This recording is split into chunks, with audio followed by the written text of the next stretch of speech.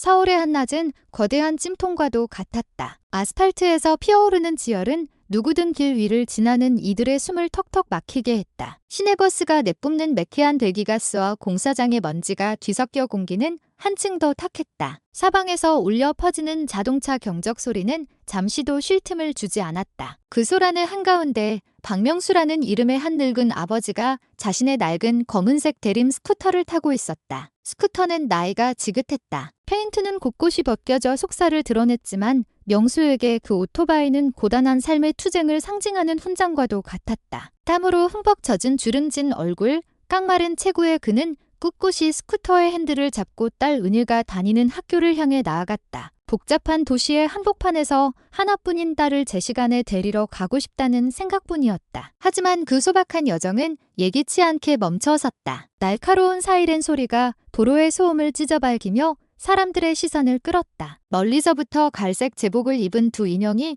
경찰 오토바이를 타고 거만한 태도로 다가오고 있었다. 강철민과 황두식, 다부진 체격의 험상궂은 인상을 한 두 경찰이 박명수를 향해 날카로운 시선을 고정했다. 그들은 거친 손짓으로 명수의 검은색 스쿠터를 보도블록 위로 올라서도록 강요했다. 그 광경은 즉시 지나가던 행인들의 이목을 집중시켰다. 몇몇은 무슨 일이 일어났는지 궁금해하며 발걸음을 늦추기 시작했다. 아무런 잘못도 느끼지 못한 명수는 묵묵히 그들의 지시에 따랐다. 그는 호기심 어린 시선으로 모여든 사람들 사이로 스쿠터를 세웠다. 열기는 더욱 숨막히게 다가왔다. 이마에서는 땀방울이 쉴 새 없이 흘러내렸지만 그는 애써 평정을 유지하려 했다. 한편 강철민과 황두식은 육중한 발걸음으로 오토바이에서 내렸다. 그들의 커다란 덩치는 마치 먹잇감을 앞에 둔 거인처럼 위압적인 분위기를 풍겼다. 오만한 시선이 그들의 얼굴에 선명하게 드러났다. 마치 저 늙은 남자가 손쉬운 표적이 될 것이라고 이미 확신하는 듯했다. 순간 주변이 조용해졌다. 멀리서 자동차 경적 소리는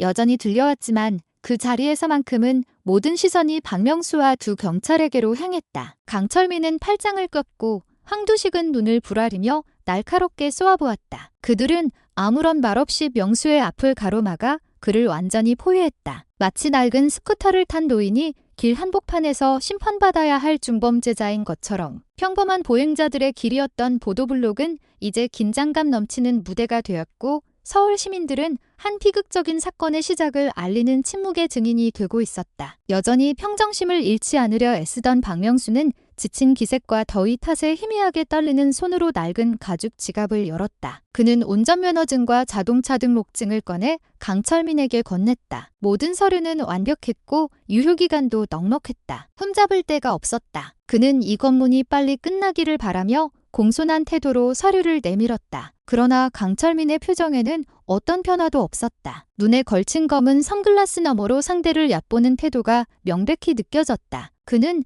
서류를 받는 둥 마는 둥 하더니 이내 고개를 돌려 눈앞의 노인을 올가맬 따른 구실을 찾기 시작했다. 강철민은 천천히 고개를 저었다. 그의 입가에 냉소적인 미소가 걸렸다. 그는 거짓으로 가득 찬 목소리로 박명수가 조금 전 교차로에서 차선을 위반했다고 큰 소리로 말했다. 어처구니 없는 비난이었다. 목격자도 증거도 없었다. 오직 자신감 넘치는 목소리로 내뱉어진 공허한 말뿐이었다. 끊임없이 울리는 경적 소리 속에서 그 주장은 너무나 억지스러웠다. 구경하던 사람들 사이에서도 수군거림이 시작되었다. 몇몇은 이 검문에 무언가 잘못된 점이 있다는 것을 알아차리고 고개를 저었다. 그의 오른쪽에 서 있던 황두식이 갑자기 한 걸음 앞으로 나섰다. 그는 귀를 찢을 듯한 고함으로 박명수에게 당장 검은 스쿠터에서 내리라고 소리쳤다. 그의 고함에 몇몇 행인들은 깜짝 놀라 걸음을 멈추고 상황을 지켜보았다. 그 목소리는 마치 흉악범을 대하는 듯했다. 하지만 그의 앞에는 낡은 오토바이를 탄 도인 한 명만 서 있을 뿐이었다. 박명수는 잠시 침묵했다. 부당한 대우를 받고 있다는 느낌이 들었지만 소란을 피하고 싶지 않은 마음에 그는 묵묵히 스쿠터에서 내렸다. 여전히 인내심을 잃지 않으려는 얼굴이었다. 군중은 점점 더 불어났다. 오토바이나 차를 타고 지나가던 사람들도 속도를 줄이며 무슨 일이 벌어지고 있는지 살폈다. 어떤 이들은 용기를 내어 몰래 휴대폰을 꺼내 녹화를 시작했다. 이제 모든 시선은 자결하는 태양 아래 억압할 구실을 찾고 있는 두 거구의 경찰과 마주선 박명수에게로 향했다. 평범한 검문에서 시작된 상황은 이제 불의의 무대로 변질되었고 박명수는 그 무대 위에서 무력한 희생자의 역할을 강요당하고 있었다. 강철민은 박명수의 검은 스쿠터 열쇠를 마치 자신의 물건인 양거칠게 빼앗았다. 박명수관을 손에 쥐고 있던 그 열쇠는 이제 국민을 보호해야 할 의무를 지닌 자, 그러나 오히려 국민의 권리를 빼앗는 자의 손아귀에 들어갔다. 낮지만 오만함이 가득한 목소리로 강철민은 스쿠터를 돌려받고 싶으면 내야 할 조건을 말했다. 50만 원. 그 엄청난 액수가 뜨거운 도시의 길 한복판에서 아무렇지 않게 던져졌다. 이를 지켜보던 시민들조차 그 터무니없는 금액에 할 말을 잃었다. 일어나지도 않은 위반에 대해 그런 거액을 요구하는 것을 믿을 수 없다는 표정이었다. 박명수는 순간 얼어붙었다. 그와 같은 노인에게 50만 원은 결코 작은 돈이 아니었다. 그것은 그의 가족이 몇 주 동안 먹고 살 쌀밥과 전기세, 그리고 생활비와 맞먹는 금액이었다. 차선 위반이라는 혐의 자체도 날조된 것이 분명한데 벌금이라며 요구하는 액수는 터무니없었다. 그의 얼굴은 단순히 햇볕 때문만이 아니라 끓어오르는 분노를 참느라 붉게 달아올랐다. 반면 강철민은 마치 그 돈이 강탈이 아니라 당연한 권리인 양을 기양양하게 서 있을 뿐이었다. 황두식은 큰 소리로 박명수에게 빨리 돈을 내라고 윽박지르며 압박을 더했다. 그의 말투는 거칠고 날카로워서 주변 사람들을 더욱 움츠러들게 했다. 근처의 노점 상상이는 고개를 숙였고 양복을 입은 회사원들은 소곤거렸지만 누구 하나 감히 목소리를 내지 못했다. 공권력에 맞서는 것이 스스로 무덤을 파는 것과 같다는 것을 모두가 알고 있었기 때문이다. 하지만 그들과 달리 박명수는 꼿꼿이 섰다. 그는 단호하게 고개를 저으며 그 요구를 정면으로 거절했다. 저는 잘못한 게 없습니다. 서류도 다 있고 단 한 푼도 낼 수 없습니다. 마침내 박명수의 목소리가 터져나왔다. 크고 우렁찼다. 그의 몸은 연약했지만 감정은 폭발했고 그가 뱉은 말은 확신으로 가득 차 있었다. 얼굴은 붉어졌고 두 손은 굳게 말아쥐었으며 눈은 강철민을 똑바로 응시했다. 그는 단지 돈을 뜯기기를 거부한 것이 아니었다. 모든 사람이 지켜보는 앞에서 자신의 존엄성을 지키고 있었다. 그 순간은 진실을 고수하려는 한 소시민과 권력에 취한 두 경찰 사이의 충돌이 시작되는 신호탄이었다. 황두식의 손에서 날아온 무자비한 따기가 박명수의 뺨을 강타했다. 짝 하는 소리가 시끄러운 교통소음 속에서도 선명하게 울려 퍼졌고 주변 사람들은 순간 숨을 죽였다. 박명수의 입술이 터지며 입가에서 선혈이 흘러내렸다. 그가 쓰고 있던 낡은 흰색 헬멧이 벗겨져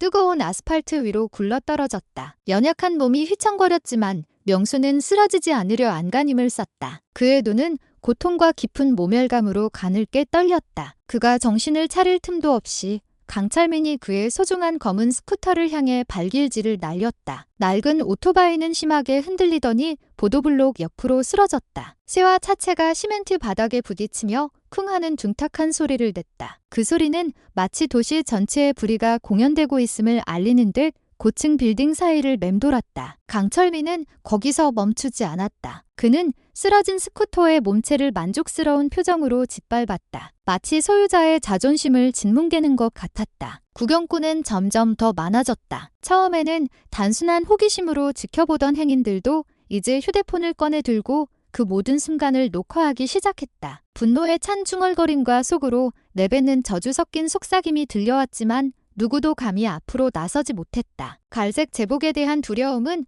여전히 너무나도 강력했다. 사람들은 그저 증인이 될 수밖에 없었다. 질서를 지켜야 할 두 경찰이 오히려 대중 앞에서 한 소시민을 모욕하고 있는 동안 비틀거리며 서 있던 박명수는 찢어지는 마음으로 그 광경을 바라보았다. 젊은 시절부터 그와 함께해 온 검은 스쿠터가 이제 길거리의 쓰레기처럼 취급당하고 있었다. 그 오토바이는 단순한 교통수단이 아니었다. 그것은 세상을 떠난 아내와 함께한 그의 투쟁에 살아있는 증인이었다. 그것이 잔인하게 짓밟히는 것을 보자 명수의 가슴은 무너져 내렸다. 육체적인 고통 때문만이 아니었다. 그의 명예와 삶의 추억이 수많은 사람 앞에서 짓밟혔기 때문이었다. 그리고 그 순간 피로 물든 그의 얼굴은 무뎌진 양심의 도시 속에서 고통받는 소시민의 상징이 되었다. 온몸이 상처투성이었지만 박명수는 여전히 자신의 검은 스쿠터를 보호하려 애썼다. 그는 비틀거리는 걸음으로 낡은 오토바이를 계속 걷어차고 있는 강철민에게 다가갔다. 그의 손은 발길질을 막으려 했고 목소리는 오토바이를 그냥 내버려 두라고 애원했다. 그러나 강철민의 태도는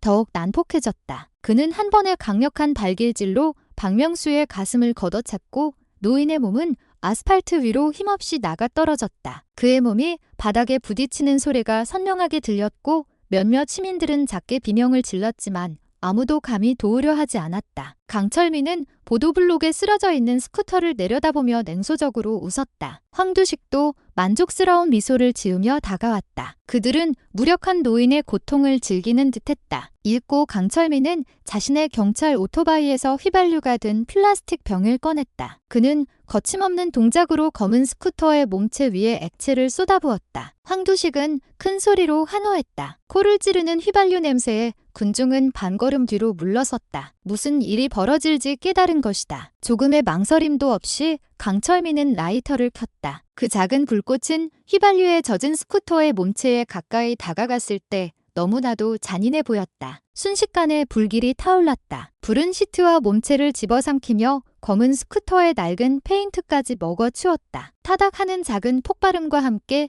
불꽃이 사방으로 격렬하게 춤을 췄다. 강철민과 황두식의 얼굴에는 만족감이 더욱 짙어졌다. 그들은 마치 거대한 적과의 전투에서 승리한 것처럼 웃음을 터뜨렸다. 하지만 그들이 굴복시킨 것은 힘없는 늙은 시민과 그의 소중한 오토바이뿐이었다. 짙은 검은 연기가 곧 하늘로 치솟아 도시의 거리를 뒤덮었다. 타오르는 쇠는 날카로운 냄새를 풍겼다. 휴대폰으로 녹화하던 사람들은 소리를 지르기 시작했다. 어떤 이들은 연기를 견디지 못하고 입과 코를 막았다. 아스팔트 위에 쓰러져 있던 박명수에게 그 광경은 가장 깊은 상처였다. 그의 검은 스쿠터, 세상을 떠난 아내와의 추억이 가득한 유산이 그의 눈앞에서 재가 되어가고 있었다. 그 불길은 낡은 오토바이뿐만 아니라 침묵하는 도시의 소음 속에서 한 아버지의 자존심과 삶의 기억까지도 불태우고 있었다. 보도블록과 길가에는 군중이 더욱 빽빽하게 들어찼다. 지나가던 마을버스 기사도 차를 세웠고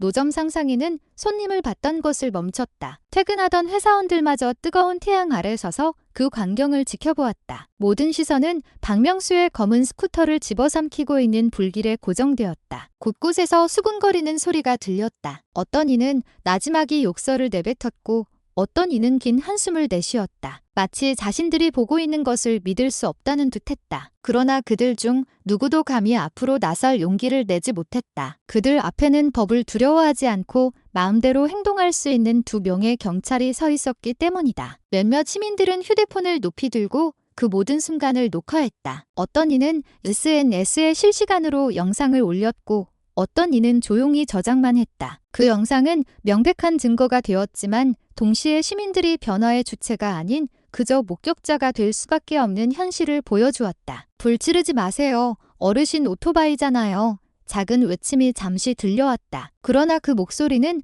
군중을 향해 날카롭게 눈을 돌린 황두식의 시선 아래 곧바로 잦아들었다. 사람들은 순식간에 다시 입을 다물고 두려움에 떨었다. 검은 스쿠터를 집어삼키는 불길은 마치 공권력이 어떻게 소시민을 무자비하게 짓밟을 수 있는지를 보여주는 현실의 상징과 같았다. 녹아내리는 쇠와 벗겨지는 페인트는 마치 이 도시에서 법이 가난한 자들의 것이 아님을 이야기하는 듯했다. 지켜보던 시민들은 똑똑히 알고 있었다. 그날 불탄 것은 낡은 오토바이 한 대만이 아니었다. 희생된 것은 소시민의 자존심이었다. 정의의 상징은 대로 한복판에서 무너져 내렸고 그것을 막기 위해 나타난 공직자는 아무도 없었다. 박명수는 여전히 아스팔트 위에 쓰러져 있었다. 기력이 쇠한 그의 눈에는 숯덩이로 변해가는 오토바이를 보며 눈물이 고였다. 시민들은 그를 동정의 눈빛으로 바라보았지만 두려움이 그들의 발걸음을 막았다. 불길은 계속 타올랐다. 검은 연기가 도시의 시야를 가렸다. 마치 검은 스쿠터와 함께 타버린 양심을 가리려는 듯이. 그 순간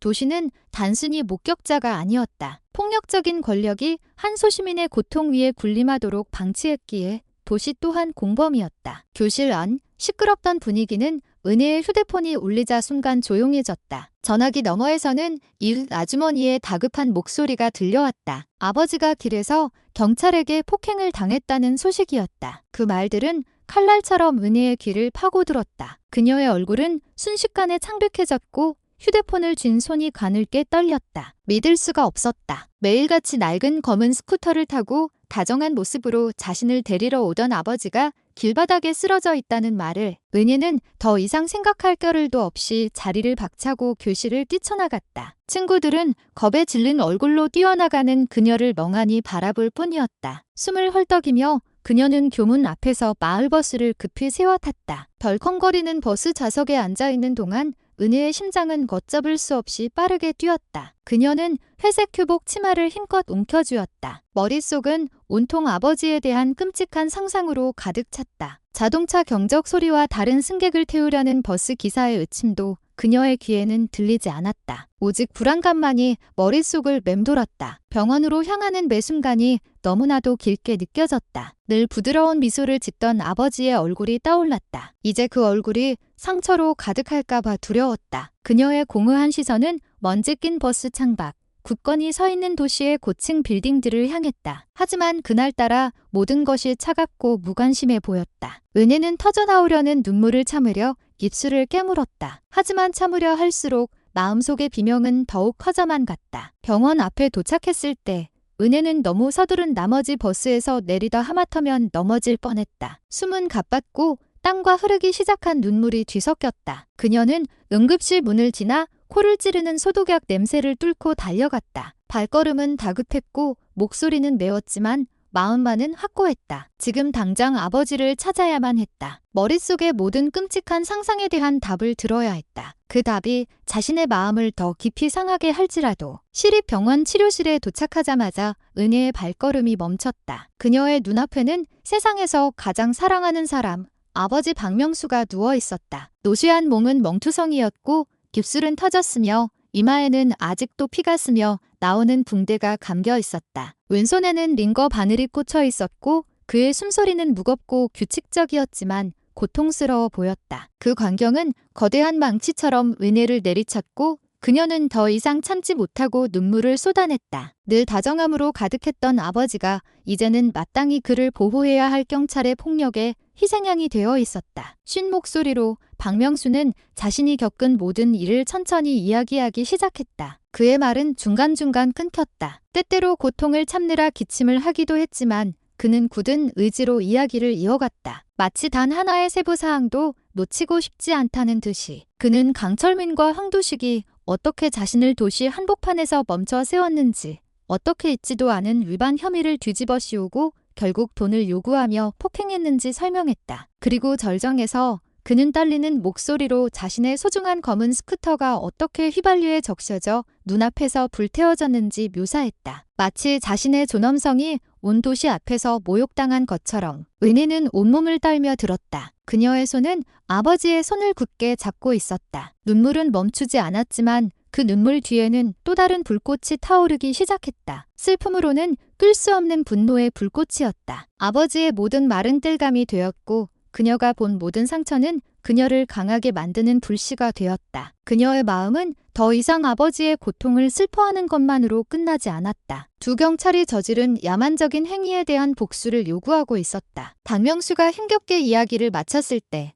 그는 눈물이 그렁그렁한 눈으로 딸을 바라보았다. 야, 절대 두려워하지 마라. 그들은 권력을 가졌지만 진실은 우리 편이다. 그 말은 은혜의 마음에 깊이 박혀 맹세가 되었다. 그녀의 얼굴에서 흐르던 눈물은 이제 날카로운 시선으로 바뀌었다. 그 순간부터 그녀는 더 이상 병원에서 아버지를 간호하는 딸이 아니었다. 아버지를 위해 그리고 권력에 짓밟힌 모든 소시민을 위해 정의를 요구할 증인이자 투사였다. 빠른 걸음과 굳은 결심으로 은혜는 도심에 위압적으로 서 있는 거대한 경찰서로 향했다. 짙은 갈색 벽으로 지어진 건물은 웅장했고 정면에는 국가의 상징이 당당하게 걸려 있었다. 밖에서 보면 그 건물은 시민들이 보호를 구하는 정의의 요새처럼 보였다. 그러나 은혜의 눈에는 그 웅장함이 아버지가 겪은 쓰라린 현실과 극명한 대조를 이루었다. 그녀에게 그 건물은 진실을 보호하는 법의 집이 아니라 폭력을 은폐하는 두꺼운 벽처럼 느껴졌다. 경찰서 마당으로 들어서자마자 사람들의 시선이 곧장 그녀에게로 향했다. 아직 입고 있는 회색 교복은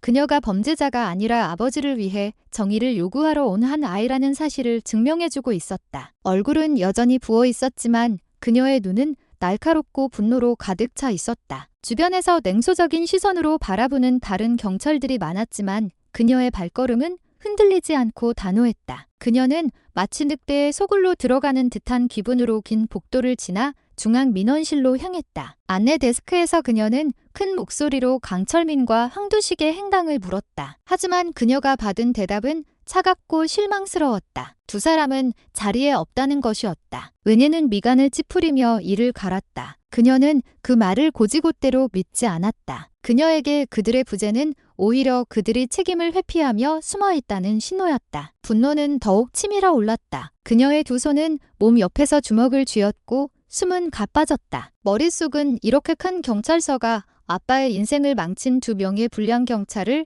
일부러 보호하고 있는 걸까라는 의문으로 가득 찼다. 실망과 분노가 뒤섞여 가슴이 답답해졌다. 은혜는 민원실 한가운데 서서 주위를 둘러보았다. 다른 경찰들은 바쁘게 오갔지만 그녀의 고통에 신경 쓰는 사람은 아무도 없었다. 웅장한 건물 속에서 자신이 너무나 작게 느껴졌지만 그녀의 결심은 여전히 확고했다. 만약 오늘 강철민과 황두식을 찾지 못한다면 그녀는 계속해서 요구하고 계속해서 추적할 것이다. 은혜에게 정의는 미룰 수 있는 것이 아니었기 때문이다. 그녀는 동정을 구하러 온 것이 아니었다. 소시민도 혼자서라도 폭력에 맞서 싸울 수 있다는 것을 보여주기 위해 온 것이었다. 민원실의 분위기가 점점 더 긴장되던 그때 완벽한 제복 차림의 위험 있는 모습의 한 인물이 나타났다. 그의 가슴에는 계급장이 선명하게 붙어 있었다. 그는 바로 이 도시의 경찰서장 김 사장이었다. 그의 발걸음은 느렸지만 압도적이었다. 그를 본 모든 사람들은 즉시 길을 비켜주었다. 그가 풍기는 기운은 마치 이 건물 안에서 자신이 최고 권력자임을 보여주려는 듯했다. 여전히 붉어진 얼굴로 서 있던 은혜는 곧바로 고개를 돌려 다가오는 윤물을 분노와 희망이 뒤섞인 눈으로 바라보았다. 김 사장은 이미 타오르기 시작한 불을 끄려는 듯 차분한 어조로 말했다. 그는 부드러운 목소리로 은혜에게 인사를 건네며 공감하는 척 외교적인 말투를 사용했다. 그는 아버지의 병원비를 모두 책임지겠다고 약속했다. 어떤 사람들에게는 그것이 해결책처럼 경찰서장의 친절한 약속처럼 들렸을지도 모른다. 그러나 은혜에게 그 말들은 공허하고 차갑고 위선으로 가득 찬 소리로 들렸다. 그 약속은 깊은 상처 위에 붙이는 값싼 반창고와 같았다. 단순한 말보다도 김 사장의 시선은 은혜를 불편하게 만들었다. 그의 눈은 분명 그녀를 똑바로 보고 있었지만 그 시선에는 의심과 비밀이 가득했다. 그가 말하는 것보다 훨씬 더 많은 것을 알고 있음을 암시하는 모호한 빛이 스쳐 지나갔다. 은혜는 눈앞에 서 있는 인물이 진정으로 걱정하는 사람이 아니라 무언가를 덮으려는 사람이라는 것을 느낄 수 있었다. 그 시선을 마주하는 매 순간 은혜의 확신은 더욱 굳어졌다. 평온한 얼굴 뒤에는 드러나고 싶지 않은 거대한 비밀이 숨겨져 있었다. 은혜는 천천히 고개를 끄덕였지만 마음속으로는 믿기를 거부했다. 그녀는 더 큰 정치 계엄이 벌어지고 있다는 것, 강철민과 황두식을 보호하는 권력의 벽이 존재한다는 것을 깨달았다. 그녀는 그 달콤한 말들을 쓰라리게 삼켰지만 마음속의 맹세는 더욱 굳건해졌다. 그녀는 단지 보상 약속만으로 멈추지 않을 것이다. 더 깊이 파고들어 제복을 입은 자들이 묻으려 하는 진실을 밝혀낼 것이다. 왜냐하면 한 경찰서장의 달콤한 약속 뒤에서 은혜는 움직이고 있는 도시의 거대한 음모의 검은 그림자를 보았기 때문이다. 은혜의 발걸음이 경찰서 정문을 나서자마자 도시의 뜨거운 공기가 다시 그녀를 맞았다. 그러나 안도의 한숨을 내쉬기도 전에 갑자기 등 뒤에서 날아온 강한 발길질이 그녀의 등을 가격했다. 그녀의 몸은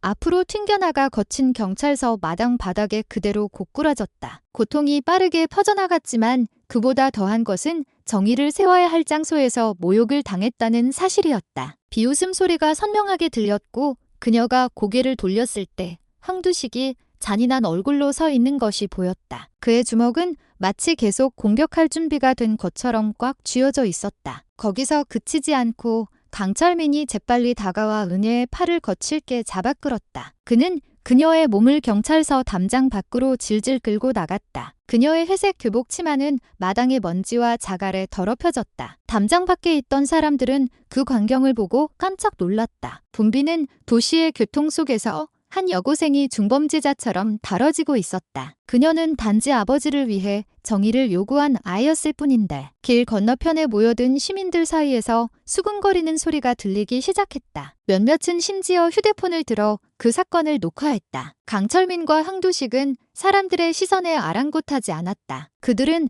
대중 앞에서 은혜의 뺨을 때리고 발로 차고 주먹으로 때렸다. 황두식은 큰 소리로 이것이 시스템에 저항하려는 자들에게 보내는 경고라고 외쳤다. 강철민은 차가운 위협을 덧붙였다. 경찰에 대항하려는 모든 소시민은 은혜처럼 끝날 것이라고. 그 말들은 마치 자신들이 어떤 결과도 두려워하지 않고 무슨 짓이든 할 수 있다는 것을 강조하려는 듯 크게 울려 퍼졌다. 뜨거운 대낮에 그 위협의 목소리는 자결하는 태양보다 더 날카롭게 느껴졌다. 은희는 고통을 참으며 신음했다. 온몸은 상처와 멍으로 가득했다. 그러나 그녀의 마음속에서는 분노의 불길이 더욱 거세게 타올랐다. 대중 앞에서 맞고 모욕당했지만 그녀는 그 수치심을 패배로 여기지 않았다. 오히려 그 잔인한 대우를 통해 그녀는 현 시스템이 썩었다는 명백한 증거를 발견했다. 몸의 고통은 영혼 속의 불씨로 변했다. 처음에는 두려움으로 가득 찼던 그녀의 시선은 이제 서서히 날카롭고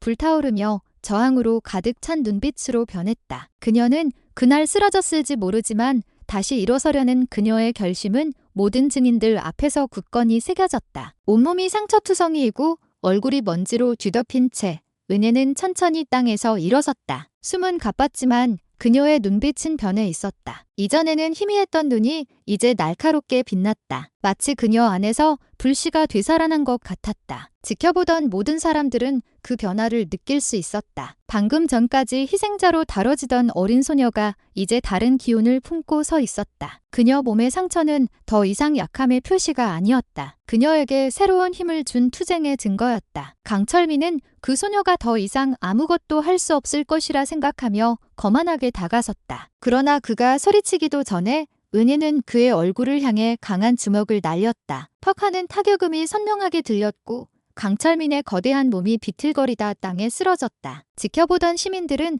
충격에 빠졌다. 몇몇은 놀라 소리를 질렀다. 보통 소시민을 억압하던 거구의 경찰이 이제 한 여고생의 주먹 한 방에 쓰러진 것이다. 그 광경에 사람들은 말을 잃었다. 그리고 서서히 군중 속에서 작은 환호성이 들리기 시작했다. 동료가 쓰러진 것을 본 황두식은 곧바로 분노에 차 달려들었다. 그러나 은혜는 놀라운 힘으로 그 거대한 몸을 붙잡아 들어 올렸다. 모든 시민들은 자신들이 보고 있는 것을 믿을 수 없다는 듯 숨을 죽였다. 은혜는 온 힘을 다한 동작으로 황두식을 경찰서 담장에 내동댕이 쳤다. 담장이 찌그덕하는 큰 소리를 냈고 튼튼했던 철제 담장마저 심하게 흔들렸다. 황두식의 몸은 쓰러져 고통스럽게 신음하며 이전처럼 당당하게 서 있을 수 없게 되었다. 그 장면은 순식간에 상황을 역전시켰다. 희생자에서 공격자로 군중의 환호성이 터져나왔다. 그들은 소리치고 환호했으며 몇몇은 심지어 두 손을 높이 들어 은혜를 응원했다. 사건을 녹화하던 휴대폰 카메라는 계속 켜져 있었고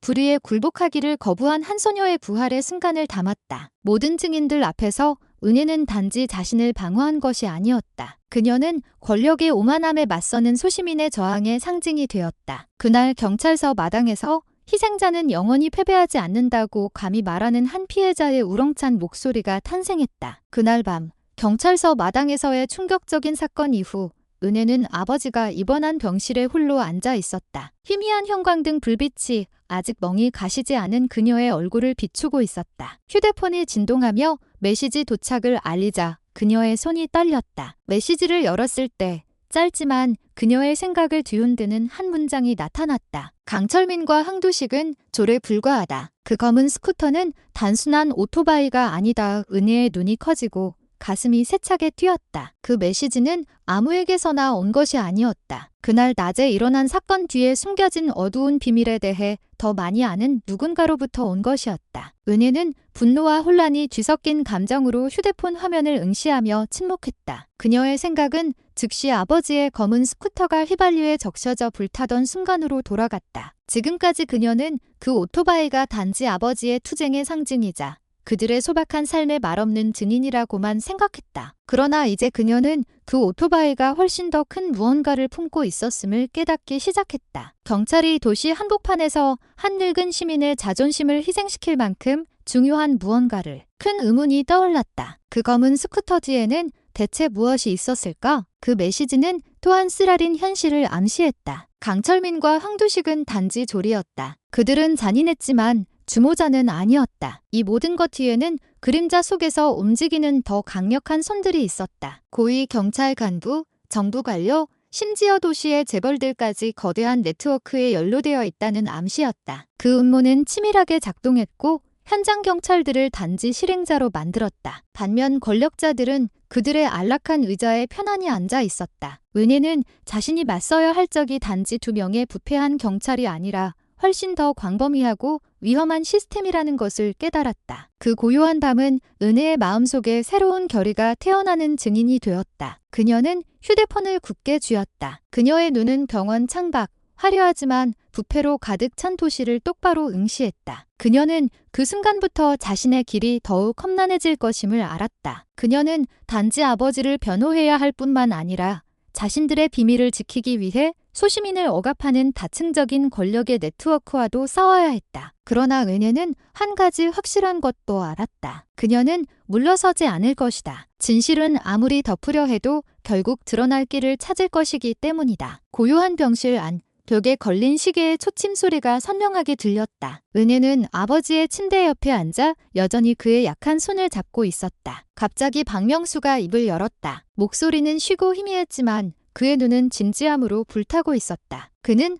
베개 밑에서 이미 낡고 해진 작은 수첩 한 권을 꺼냈다. 표지는 닳았고 종이는 누렇게 변해 있었다. 그는 떨리는 손으로 그 수첩을 은희에게 건넸다. 마치 귀중한 유물을 전하는 것 같았다. 이건 단순한 수첩이 아니다. 박명수가 나지막이 말했다. 이 안에는 거물들의 이름이 적혀 있다. 관료, 경찰, 기업가들, 과거 큰 사건에 연루되었던 모든 자들이다. 그 스쿠터는 과거의 말없는 증인이었어. 나는 내가 봐서는 안 될 것을 알고 있었다. 그 이후로 나는 항상 그들의 삶의 그림자 같은 존재였지. 그 말에 은희는 침묵했다. 그녀의 손은 아버지의 필체로 적힌 이름 목록을 보며 한 장 한 장 넘길 때 떨렸다. 몇몇 이름은 낯설었지만 뉴스에서 자주 듣던 이 도시의 유력 인사들의 이름도 있었다. 은혜는 아버지의 검은 스쿠터가 불탄 것이 우연이 아니었음을 깨닫기 시작했다. 그 낡은 오토바이는 단지 교통수단이 아니라 비밀을 품고 있는 물건이었다. 녹슨 차체와 낡은 페인트 뒤에는 세상에서 지워지길 바라는 어두운 역사가 있었다. 그 스쿠터를 불태움으로써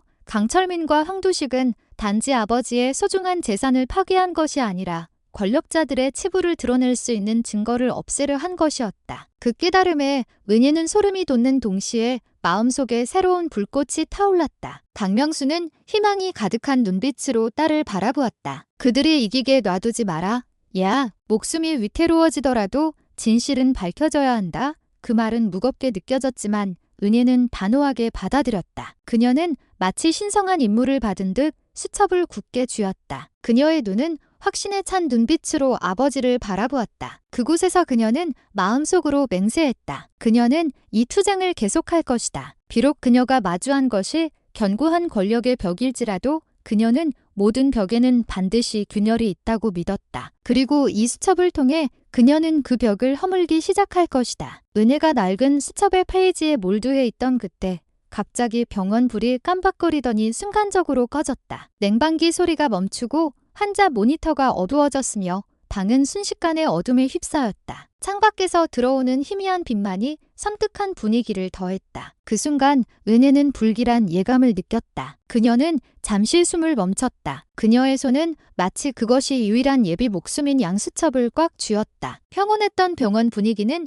이제 두려움으로 가득 찬 어두운 복도로 변했다. 멀리서 육중한 발걸음 소리가 다가왔다. 분화가 복도, 바닥을 치는 소리는 규칙적이고 압박적이었다. 이윽고 건장한 체격의 인물들이 짙은 색 경찰 제복을 입고 나타났다. 그들의 얼굴은 검은 마스크로 가려져 있었다. 아무 말 없이 그들은 빠른 동작으로 방 안으로 들어왔다. 은혜는 깜짝 놀라 막아서려 했지만 그녀의 몸은 말을 듣지 않았다. 순식간에 그들 중 2명이 침대에 약하게 누워있는 박명수의 몸을 붙잡았다. 아무런 자비심 없이 그들은 그를 어두운 복도 밖으로 끌고 나갔다. 안 돼요. 은혜가 갈라진 목소리로 외쳤다. 그녀의 눈은 눈물과 분노로 젖어 있었다. 그녀는 뒤쫓아 달려갔지만 복면을 쓴 경찰 중 한 명이 그녀를 밀쳐 몸이 벽에 부딪혔다. 손에 쥔 수첩을 하마터면 놓칠 뻔했지만 그녀는 가까스로 꽉 쥐었다. 어둠 속에서 은희는 끌려가는 아버지의 그림자만 볼 수 있었다. 연약한 몸은 무력했다. 그녀의 울음과 외침이 울려 퍼졌지만 감히 다가오는 간호사나 의사는 아무도 없었다. 모두가 같은 두려움에 갇힌 듯 얼어붙어 있었다. 복도가 다시 조용해졌을 때 은희는 주저앉았다. 온몸이 심하게 떨렸다. 그녀의 시선은 바닥을 향했고 그곳에 무언가 떨어져 있었다. 아버지의 검은 스쿠터 헬멧, 이제는 아직 마르지 않은 피로 흥건했다. 그녀는 떨리는 손으로 그것을 집어들었다. 가슴이 세차게 요동쳤다. 그 헬멧은 마지막 메시지였다. 도시의 음모가 실재하며 마침내 그 진짜 얼굴을 드러냈다는 신호였다. 그날 밤, 윈니는 투쟁이 끝나지 않았음을, 오히려 이제 막 시작되었음을 깨달았다. 그리고 그녀가 마주한 적은 더 이상 2명의 불량 경찰이 아니라 도시 전체를 지배하는 어둠의 세력이었다. 경찰은 국가의 얼굴이며 국민과 가장 가까운 존재입니다. 사회가 안전 문제에서부터 개인의 안위에 이르기까지 어떤 문제에 직면할 때마다 가장 먼저 현장에 나타나는 것은 경찰입니다. 이에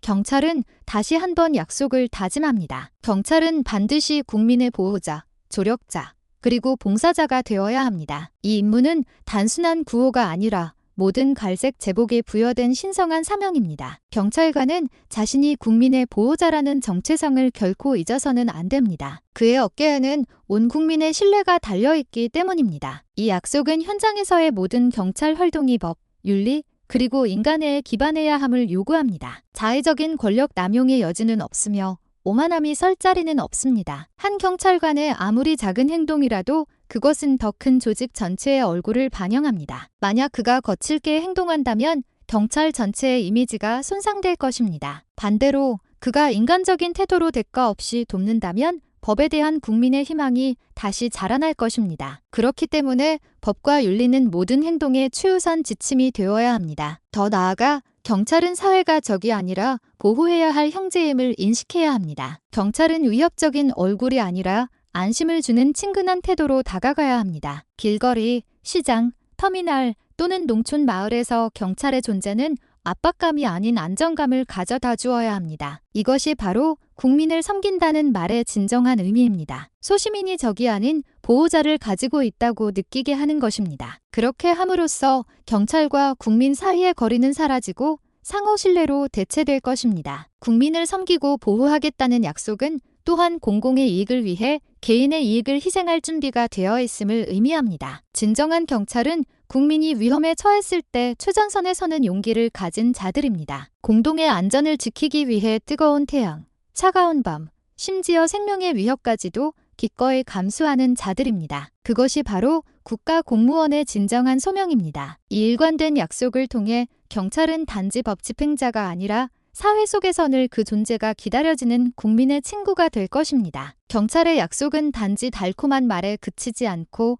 전면적인 평가라는 구체적인 조치로 실현될 것입니다. 현장에서의 모든 경찰 활동은 엄격하게 감독될 것이며 모든 위반 행위는 지위 고하를 막론하고 처벌될 것입니다. 내부 징계가 엄격히 시행될 것이므로 더 이상 일부 불량 경찰의 제복 뒤에 숨을 공간은 없을 것입니다. 윤리와 법을 위반한 경찰은 재판을 받게 될 것입니다. 왜냐하면 이 조직은 단 한 명의 잘못이 전체 경찰에 대한 신뢰를 무너뜨릴 수 있음을 알기 때문입니다. 개선은 또한 더 현대적이고 투명한 감독 시스템을 통해 이루어질 것입니다. 기술의 사용, 시민 참여, 그리고 개방된 민원 채널이 강화되어 국민이 직접 경찰의 성과를 감독할 수 있도록 할 것입니다. 이러한 방식으로 경찰은 더 이상 그림자 속에서 일하지 않고 대중이 신뢰라는 밝은 조명 아래에서 일하게 될 것입니다. 정보의 공개는 국민이 경찰의 특정 집단이나 개인의 이익이 아닌 진정으로 그들을 위해 일하고 있음을 알 수 있도록 하는 열쇠가 됩니다. 이러한 투명성은